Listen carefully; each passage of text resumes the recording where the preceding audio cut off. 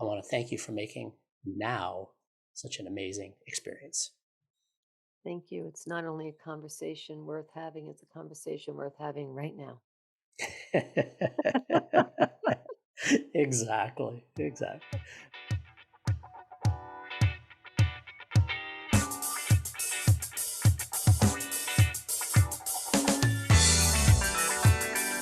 Good morning, good afternoon, good evening, and good night. Joe, Dr. Energy Piazza. RaRa is in the house. Kathryn Asaro Myers. Welcome back to BU Network Podcast, Conversations Worth Having. On our podcast, you can expect three things. One, the BU guest moment. Two, the BU moment. And three, the BU final moment. As promised, we are giving you a very special audible on each show. Your job, well, not your job, it's to find it. You know the game Where's Waldo? Well, here we will ask you to listen for that audible. Hello, Dr. Energy. Hello, RaRa. How you doing? I'm doing good. Getting excited. Tell me why. We've just been discussing some new business ideas, streamlining what we're doing, and covering some new tools, and just focusing our energy a little bit more within the business. So I'm getting pretty excited about that. And I feel like we just read a book on how to reduce excess fat, and we're going to trim down and exercise the muscles and work at our optimum performance level. That sounds pretty reasonable. It's just like when you read any of the books, the self help, quote unquote, self help, personal growth type books that tell you, you got to first, before you can even start anything, you have to identify a problem or an area that you want to work on or improve. And then you have to identify within that what it is you want to work on and how you're going to get there. What's the end goal that you're going to want to achieve, and then set out the steps, or in some cases reverse engineer from the goal back to the present moment. So it's how do we go about doing all that, and that's kind of the process that we're going through right now. Right, and we declared it, we claimed it that we were going to review Hmm. after 6 months what exactly was what our next move would be. Exactly. And we declared it. We said in 6 months we're going to take a look at everything and we'll pivot the way that we want to pivot.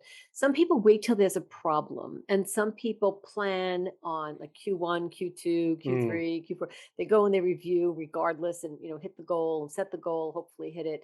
And I really see us as being proactive. And I'm sure a lot of our audience will be able to relate to this in their mm. business or personal life.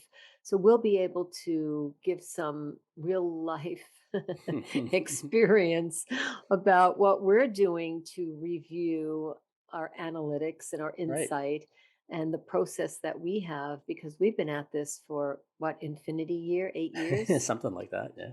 And it's interesting too, the analogy or the metaphor you used of trimming down and losing weight. That's essentially, for both of us, we've both been on a journey of rediscovering and reclaiming a more healthy lifestyle, and we've both, as a result of that, shed and let go of some weight. Significant, right? And so it feels like that's what we're doing in this process of reviewing what we've been doing, is we're letting go of those things that aren't really working for us, that Mhm. aren't bringing us the results that we want, and focusing on the results, the processes that will bring us the results, or that are bringing us the results. That's what's that rule called, the Pareto principle, 80-20 rule, right? Bringing our Yes. focusing back on the 20% that is bringing us the 80% of our results, rather than the other way around.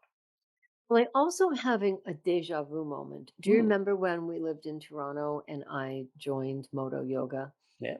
And I was having conversation with you about it's going to take me 3 hours a day, 3.5 hours a day out of my work schedule. And we talked about it, and you were saying you're going to get so much more in return for that because Mm. you're going to be giving to yourself. And it really did. My health improved. My weight, Hmm. my sleep, my eating, State of and mind. and my business, our businesses, Mhm. all of them. And I'm starting Mm. reformer Pilates this Thursday. And I feel like we went to, because you and I are both very strong in exercise. I feel like we went right to the muscle group Mm. that we want to exercise and went right to, I want better performance. So therefore, we're going to go right into our bodies. We're going to get the best out of our bodies. And as a result, we're going to see that ripple effect in our business. And Thursday night at 8 o'clock, I'll be starting Reformer. I've been thinking about it for a year and a half, but everything's been closed. Right. They opened up on Monday, and I took like a hesitation, and I went 2 days later and I lost the class I wanted to get into, which was Saturday morning at Right. 9:30. I thought, oh my goodness, I called you, had 4 spots available. So I took what I thought was second best, but now cognitive dissonance Thursday night at 8 o'clock is great for me. I will be able to really unwind and do Mm. that for myself, which was what I was doing with my yoga before. It Right. was better to do it a little bit later. So this is one of the strategies that we both innately go to when we want to improve. We go right to our physical being. It's so important. I mean, we know, having trained people in our careers, that when you align the physical with the emotional and the mental and the spiritual, and everything is toned, so to speak, performance increases in across all aspects of our life. I had a mentor who he was saying, when you're trying to make a change in your life, whether you're implementing a new process in your business or whatever it is, add something else as well, right? The time to change something is when you're already changing something else. I'm such a big And advocate of he that. one of his big things was learn how to juggle, right? Because it taxes you physically, mentally, and neurologically. So you're going to build these new pathways. So if you're already starting to build new pathways, build even more. So it was just a great advice, and I'm still learning to juggle. I'm still not great at it. Uh, it's still on my thing. There's so many things I still like to learn. I'd like to learn how to play guitar still. I'd still like to take some more French and maybe actually Italian lessons as well. So to re activate the language centers in my brain. So Well, I remember when I was learning some of those yoga poses, mhm.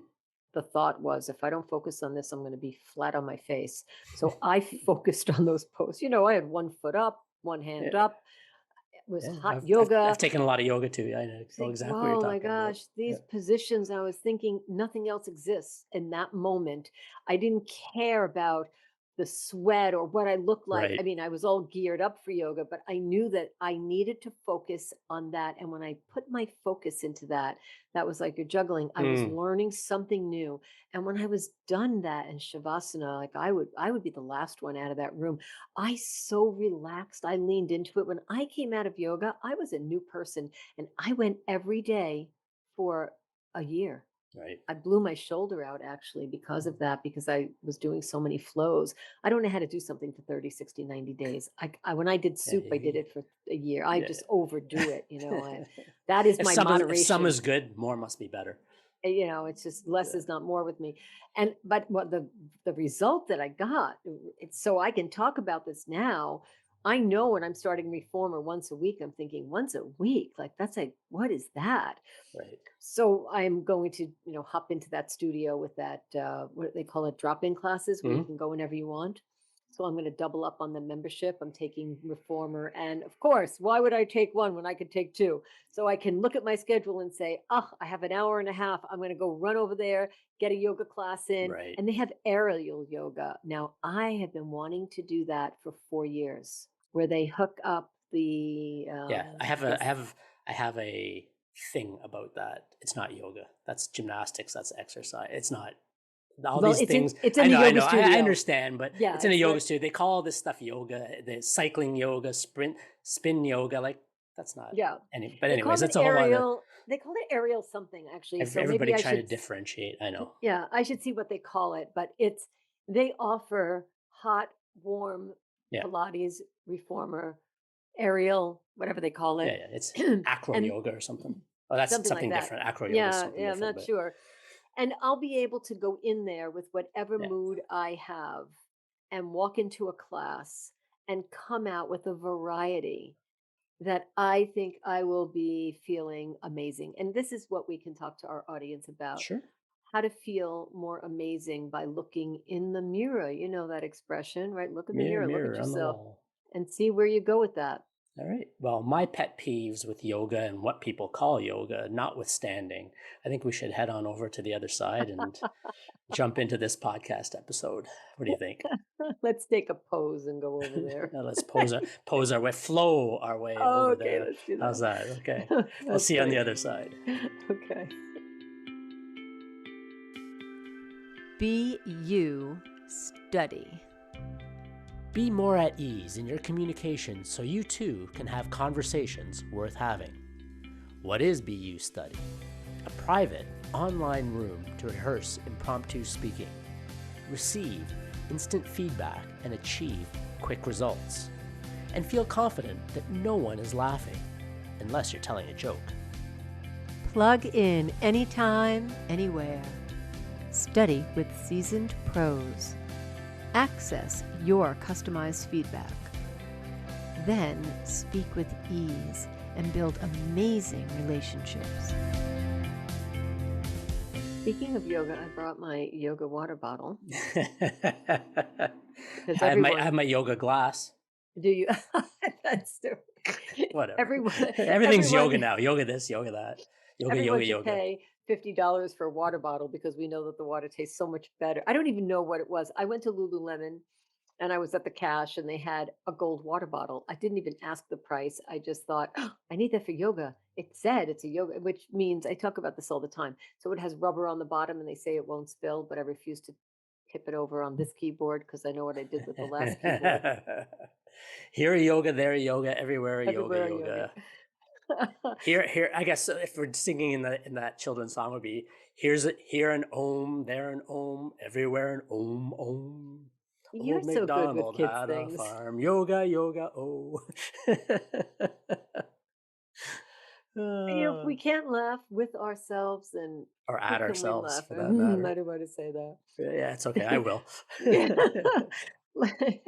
Considering the wardrobe malfunction I'm having today, we can both laugh at ourselves And you say because that, every time you wear that top, I and know you still wear it. I still wear it because I like it. It is a beautiful It top. has butterfly. Like, Yeah, look, I this know. whole thing. It's this butterfly, gorgeous You thing. do But you do look like a bit of a whatchamacallit, monarch butterfly. I am. I'm a Yes. monarch. The only thing is, I'm a monarch butterfly who can't spread her wings. Because you'll have a bigger wardrobe malfunction. It always stands still in this. It's a presentation top. Don't breathe. Don't move. Sit on the edge of the chair. Yeah, Just speak into the mic. yeah. Unlike pivoting that we started to talk about before. Let's Yes. talk a little bit about exercising in the right clothes, about exercising in the state of mind. I'm going to ask you a question. Maybe Sure. we can banter. Let our audience know we can banter back and forth today, since we are our guests. Right. We are here today as our own podcast, conversations worth having. Which I think we're part of our pivot. We might as well announce it here. Is that Yes, let's that's do one it. of our pivots? Is that you're going to hear more episodes like this, where it's Kathryn and I talking about an issue, about business, about being you, about how to be you, more of you, bring more of you, be how to be bold, et cetera, et cetera. So we're excited. Right. We're really excited about it We are, and our audience has been asking us to hear to more. give them more of us. So we decided that we would continue with our guest speaker spot, Mhm. our guest on the podcast, but we would reduce that to once a month. So Right. we will continue to interview our guests, but we will drop that cast once a month. Right. So as you're interviewing with us, you'll know that it'll be us for 3 weeks, and then we'll spend probably 3 weeks promoting our guest Mm. so that we can focus on them and giving them added value. Right. And then the other 3 weeks we'll be talking. So it'll be like, boom, there's our guest. In the meantime, you and I are going to talk about real life situations. So let's talk about, Let's start. okay, let's get into it. Let's talk about, you want me to ask first question? Just Sure, might as well. Okay. So what are you doing with this new pivot that we have in our business? What are you doing to frame that or reframe that moving forward? That's a great question. I'm going to rely on my Toastmasters table topic skills to get into the answer of this question. So, as you can tell, I'm talking all about a lot of nothing as I start to formulate the answer in my head to answer this question True dat. more fully, right? This is how we get to it. I just start talking out loud, and whatever is going to come out is going to come out. And this is how we got to the pivoting, and how I'm reframing it is that previously it felt like we were probably stretching ourselves a little bit too thin. We got super excited about all the things that we were doing and the offers that we had, but the message was too scattered, I think, for our audience. And that's some of the feedback we were in fact getting from our audience. I don't know where to go. I don't know what to click on. I don't know what this service is or that service is, or what's the point of this or what's the point of that. And that was a really good eye opener for us to receive that feedback.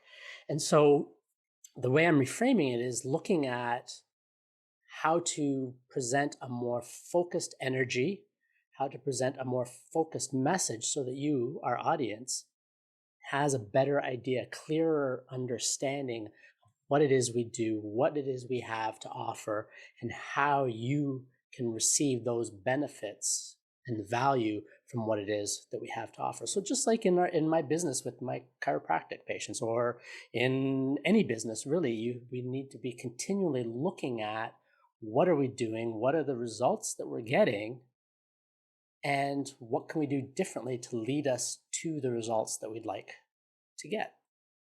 And so that's how I'm reframing it. Oh, I like that. I like that answer. I won't answer my own question. You don't want to answer your own question? Unless you want me to, and I will, and then you can ask me a question. So it's up to you. I like when we both answer the Okay, question, sure. because then we get, Different because we both have a perspective. slightly different perspective on it, and I think the audience kind of likes that. Okay, cool. So in reframing, you were saying something to me on a repeated basis Hmm. about the time that it would take me to do certain things, or the time that I invest in doing things. Right. And when someone would say, I'm not sure how to do that, or, I have to click there, or what is that? The time that I was spending on our business on the other side of what you were doing, spending Right. a lot of time, you were acknowledging and noticing that it was taking time to navigate with people. And that was a real eye opener for us because there were too many choices. So, because there were too many choices, we realized if there were less choices available, then it would be easier for the client to have, to be autonomous so that they wouldn't necessarily need us for the process where they don't need us. And then when they're ready to work with us, then we get paid and recognized and rewarded Right. for doing the work as opposed to us spending all that extra time. So when you started to give me that feedback, it was a clear sign. So in business, here's how I'm reframing it. I think it's important to listen to the messages that people are giving. Like if someone says, you're constantly late, why are you late? Think about that. It's not that they're early, it's that you're constantly late. If you're saying, gee, that's taking a lot of time, then we went back and said, why? Why is that taking me so much time? Okay, if we reduce the choices, it'll take less time. And the reflection, my reframing is in the reflection of what you said. And one of my friends taught me this a while ago. He said that as soon as someone says something, ask them to do it. So if someone says, hey, it'd be a really good idea if we had lemonade, go get it and bring it to us. That's a really good idea. Hey, wouldn't it be a good idea if we just. So I love that you were able to give that clear, crystal clear communication to me and me to you. And we both looked at it like, wait a minute, how do we serve our client better by giving them a better experience? And sometimes the experience is where they get to navigate without us. Hmm. Beautiful. You said something really cool in there too about, if you want somebody to do something, try doing it yourself as well. And I think that's a really big point that we need to acknowledge is, don't bring somebody a problem if you don't bring a solution with you, right? If you're going to raise an issue, offer a solution at the same time, because that's going to provide more value to somebody, rather than just saying, hey, you're doing this wrong, or hey, I see Right. this problem. What about a solution? Love Offer a it. solution. Yeah. So Cool. Great answer. So Thank you. my question is, I'd like to hear about some aspect of your life, any aspect, and how how are you bringing that into business now? Like, what is the lesson that was learned, and how is that applied to what we're doing now? So you can bring an example from anywhere. Awesome. I don't even have to think about it. Cool. When I dialed 1-800 Club Med and I took my vacation, I was standing in a casino. I dialed 1-800 Club Med. I booked a trip and I went to Eleuthera. And when I took that Mm, trip, I was walking alongside the beach after I had brought my daughter to the place where kids are supposed to have a good right. time. She wasn't really having a good time. So I was watching her and they said, it's okay, she'll be fine. So I took a walk and in my state of, oh my God, what am I doing? Is she Mm, okay? And I saw her, she was okay, but I was still like sort of a delayed reaction. I bumped into David. I thought I was being attacked. It was a hummingbird. So we relate to this. So how I bring this into business, open your eyes, open my eyes. What I do is I open my eyes. I look at the moment of flurry, if mm, I'm in one. I look at the moment of calm, if that's what I'm in.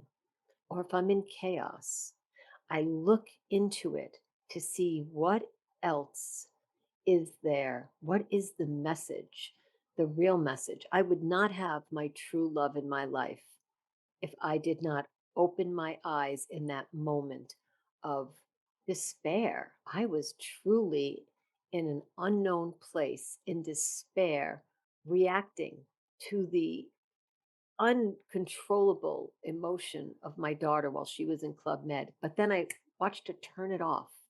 And as she turned it off, I still was reeling from her being upset. And I walked away processing that, but I still had my eyes open. Had I not, I would have not met David.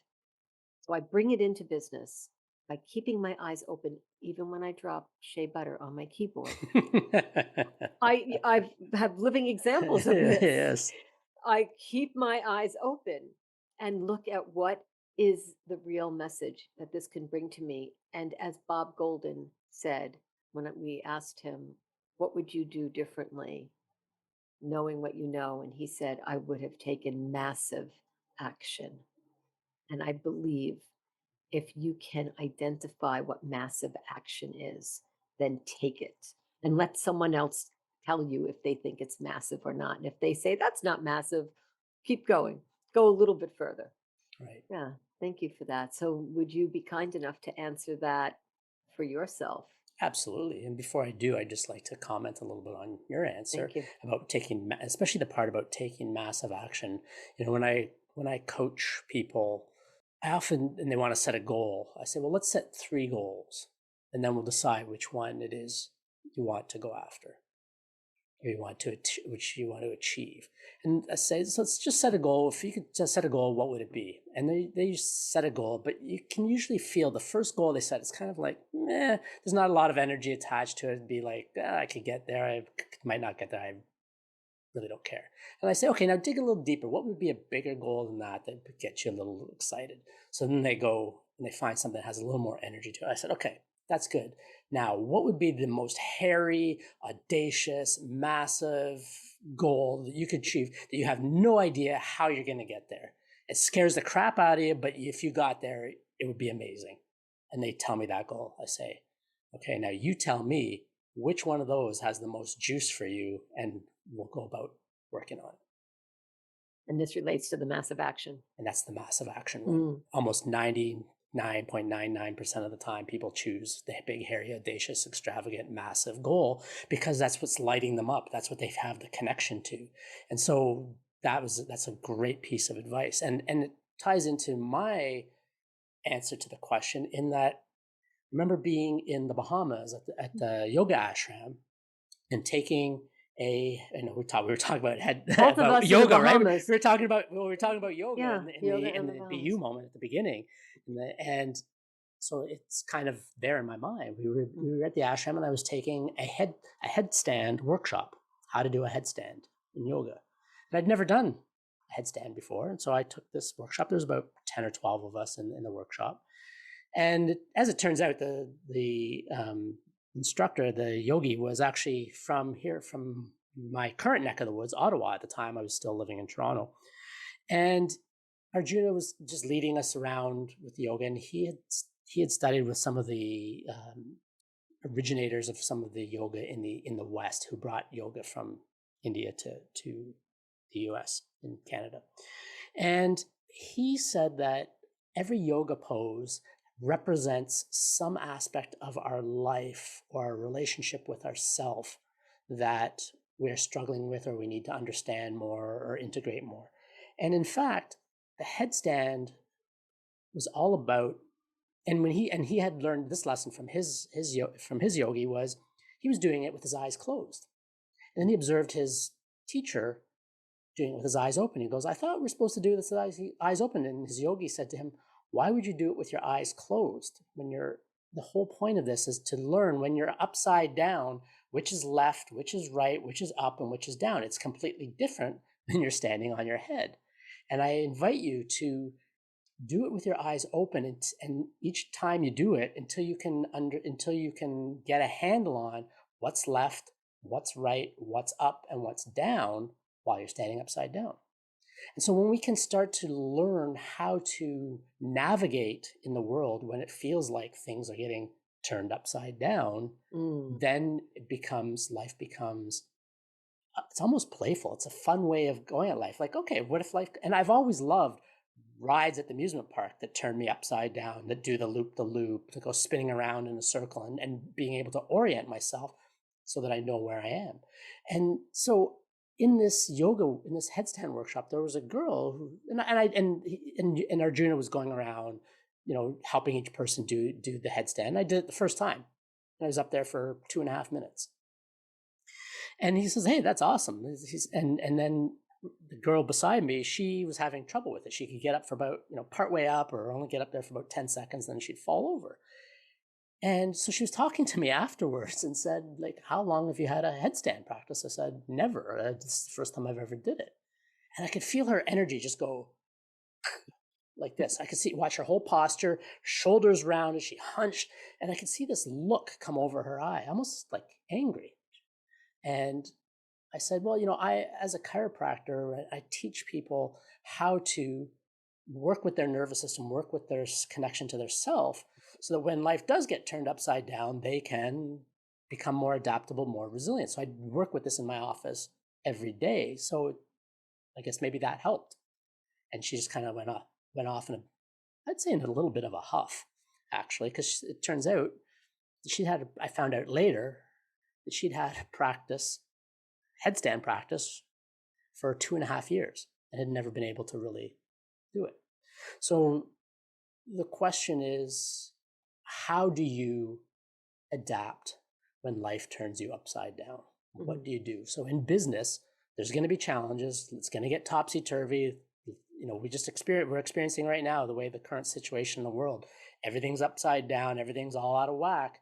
How do you adapt? How do you go with it and understand what's up, what's down, what's left, what's right, whether you're coming or whether you're going? And so that's how I answer that question. Thank you. And my comment about that is the feedback. Again, the communication, the observation. If you're quiet, shy, or loud introvert, as I do with the bridge on the spot, if the observation is as important as the direct communication. And when you can observe with your eyes open, and what you said was, the student said, I thought we were supposed to do this with our eyes open, but you meant he thought he was supposed to do it with his eyes closed. The student said, yeah, I thought we were supposed to do this with our eyes closed. With our eyes closed, yeah. And I thought you said open. And so he thought it was supposed to be one way, but yet the observation would be best experienced with the eyes open. And that's what his teachers told him, yeah. And therein lies a communication or a miscommunication, or someone who might not be listening. Yeah. Someone who might not be listening, because if I say, keep your eyes open, and you close them, you might have just heard, keep your eyes. And so, how we sometimes we see things in words and they're not spelt right, or we don't, that little thing where you don't even have to spell anything right. You can there. Right. So we could, in fact, just change the story. What I really like the message that you're giving is that we can create our own story and Yes. we can sort of make it all up. We can tell ourselves we can, tell ourselves we can't, whatever we tell ourselves we're right. Mhm. And I like that you are using the example. It's just so synergistic. We both have experiences in Bahamas. We both, we relate so well to the physical being Right. and the health and the well-being. And in our messaging today to our audience, and maybe we have time for another question, we relate it to our inner self, right? And the talk that we have with ourself Mhm. before we have the talk with anyone else. And that's another question. It's my turn to ask a question, right? Yeah. Okay. What is the conversation that you have with yourself during times of change? And I'll just specify Mhm. in business, and we'll talk about BU because Sure, sure. we're pivoting, we're making changes, we're listening to our audience, we're going to continue with surveys. But what is the self talk that you have that you give to yourself? Are you ever doubtful? Are you cheering yourself on? Like, what do you do? What do you tell yourself? Because our audience may want to do that for themselves. So, can you share that? Sure. I would be, first off, let me just say, I'd be lying if I said I never had a doubt or if I never had a down moment, because then that would just be, what's the word I'm looking for? Living in denial. A blatant lie. Well, that too, but living in denial, right? And there's many people who do that, who think that the power of positive thinking is about ignoring the negative Mm, and just thinking a positive thought, even when you feel like crap. right. And that's not what it is. It's taking the situation, recognizing it for what it is, feeling it and experiencing it, and then choosing to create something different. And so where that's how I do it. I have those moments where I think, oh, is this working? Are we reaching the right people? Are we providing enough value? Are we giving people what they want? What do we need to change? And then flip it and remember that by putting my focus on our audience and being responsible with my own energy, because we are responsible for the energy that we bring to any situation, any experience, any interaction, any communication, shift the energy to be the focus on the audience. What is it they need to hear? What is it they want to hear? What is it that they're asking for? Where is it that they want to get? Not where do I necessarily want to take them or where do I think they should go? Where do they want to go? And then tailoring our messaging and our teaching, our entertainment for that matter, towards that. So that's how I go about it. How about you? Thank you. Processing what you said Mm, about the talk to myself, the talk I have with mm, myself. I like to be the other person and not be me, looking at me as if.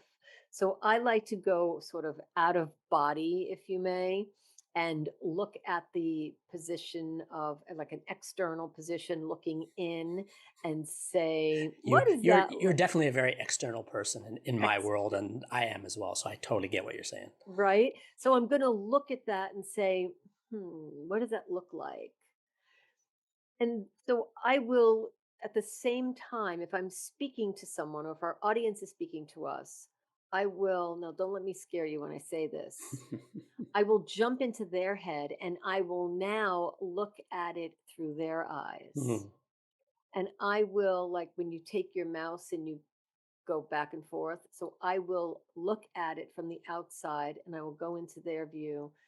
Now, chatter, the conversation I have with me is who am I at the moment? So if I'm the client, our audience, I want to see what does it feel like for them? What are they feeling? And if it's me looking at the client, the audience, I'll say, what do I think they're feeling Mhm. objectively? So the chatter in my head is to get out of my own way, to look at it for what it is, like you said, to take it for what it is, to really be honest about it and acknowledge it. I hurt myself. This hurts. Not, oh, it's Mm. okay. I'll be all right. No, I Right. hurt myself. This hurts. This is what I plan to do in order to cope with it and deal with it and manage it. Not, it's okay. It's not going to hurt. It's only a bruise. Oh, it's only a broken arm. Or that doesn't make sense to me. My left brain says, what is it? What are you planning to do about it? If you can't measure it, we don't know if it's going to improve or not. So, like Right. you said about goal setting, and I do this with the bridge, there are many different points for which we should check in with ourselves. And if we listen to the conversation in our head and we check in, we can see if we've gone too far down the rabbit hole with that conversation or Right. not. So if we want to stay above ground, we have to know where the markers are. Right. So if we sort of slip down the rabbit hole, we're like, I can't see the next marker, come up for air. I like using an esoteric spin on the left brain Yes. acknowledgement. Beautiful. And so what you were talking about there about putting yourself in the shoes of a client and having that back and forth, that's really about creating that empathy and compassion, being able to understand their place. Because we know that we cannot just try to connect with somebody by directly inviting them into our world when we've just met them. We have to actually enter their world first to establish that connection. And when we do that, those barriers, as you talk about the mile markers, the barriers tend to drop, and we then have this connection more. And as soon as we lose that connection, you'll feel those barriers go back up because people want to protect themselves. But when the barriers are down and we're having this connection, that's when then we can invite them back into our world through the doorway. It's listening for those doorways in the conversation, or feeling those doorways, or seeing those doorways in those connections, and then inviting them. We can't drag them through the door because that'll put the barriers up right away. It's just invite them and then let them take the step towards us. And that's all we can do. I love So that. There that was is great. nothing to be said after that. You just said it all exactly as I see it, feel it, hear it. You are amazing. Thank I am so excited that you were able to you. articulate that. So I think this is a great place to segue to our BU final moment. So I'm going to turn the tables a little bit since it's my turn to ask a question. Oh Anyways, boy. Okay. I'm going to ask you, what is your BU final moment for today? And I'm going to explain a little bit to our audience who may not have heard this before. The BU final moment is basically something that's come up for us through the course of this conversation today. What's come up for us in the moment, a thought, a feeling, an experience that we might not otherwise have had if we didn't have this conversation worth having. So, Kathryn, what is your BU final moment today? Thank you. Being present with you and really being into what this conversation is has been so enjoyable. It felt like 5 minutes. Hmm. Completely lost track of time because that movie, like, she's so into you or he's so into you. Like, I was just so into what we were doing and how you were speaking and what you were asking that Right, I don't even remember where this time just went. right. Thank Awesome. you. Thank you for that. And you're welcome. And what is your BU final moment, Dr. Energy? For me, that same it's similar. It's the connection and how timeless connection actually feels. This is, we set a timer for this conversation, and from the beginning till now, we set it for 40 minutes. It's like you said, where the heck did 40 minutes just go? It feels like we just started. Mhm. And when that is the peak experience, the flow experience, the runner's high, the weightlifters, they get in the zone and the weight feels weightless.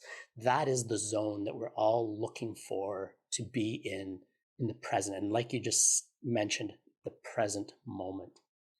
So being in this present moment, it feels like it actually goes on to infinity. And according to physicists, it actually does. There's no future, there's no past, it's just now. And it extends on and on and on. There's only now. So I want to thank you for making now such an amazing experience. Thank you. It's not only a conversation worth having, it's a conversation worth having right now. Exactly. All right. And with that, it's now time for us to end this episode. So we'll see everybody next time. Same bat time, same bat channel. Ciao. Ciao. Thank you for joining us. Sharing is caring. Tell your friends about conversations worth having on BU Network. We really appreciate your reviews, and you can do that on Apple Podcast. Thank you. For show notes and links, go to www.b-u.network/podcasts. Connect with us via our website, www.b-u.network, and build a relationship with us. Sign up to receive information, updates, and your free video training at www.b-u.network/pro. We're looking forward to hearing from you, and thank you for being with us. Ciao. Ciao, babies.